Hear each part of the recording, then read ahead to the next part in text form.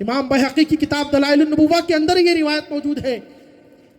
حضرت عبداللہ ابن مسعود فرماتے ہیں کہ ہم جا رہے تھے, ایک صحابی نے چڑیا کا گھونسلہ دیکھا, اس میں سے انڈے اٹھا لیے, انڈے اٹھائے اور ہاتھ میں لے کر چلنے لگے.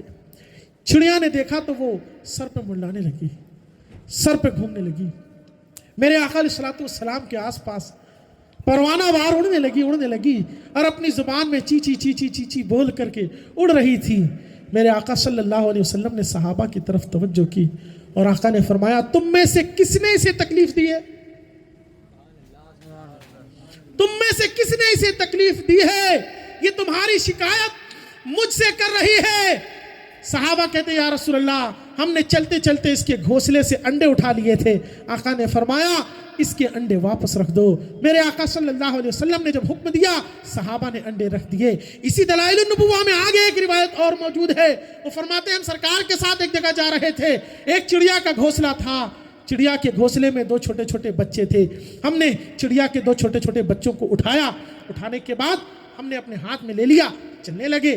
اچانک چڑیا پیچھے سے اڑتی ہوئی آئی اور میرے آقا صلی اللہ علیہ وسلم کے سر پر گھومنے لگی.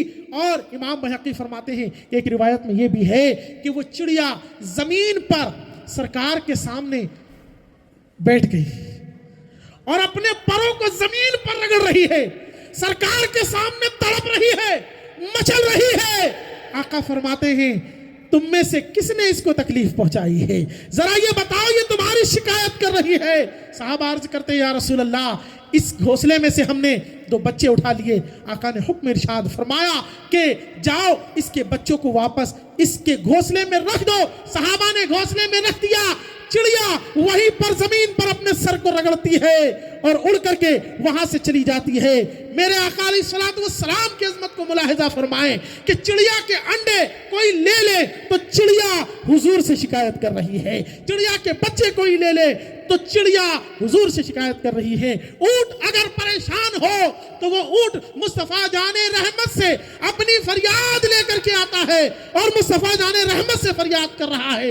اونٹ مصطفیٰ جان رحمت کی بارگاہ میں عرضی لگا رہا ہے, حضور سے اپنا درد بیان کر رہا ہے. اور حضور علیہ السلام اونٹ کی زبان بھی سمجھ رہے ہیں, چڑیا کی زبان بھی سمجھ رہے ہیں, آنے والے ہر فریادی کی زبان بھی سمجھ رہے ہیں اور ان کی مشکلوں کا حل بھی فرما رہے ہیں. اسی لیے اعلیٰ حضرت فرماتے ہیں کہ کون دیتا ہے دینے کو منہ چاہیے, دینے والا ہے سچا ہمارا نبی.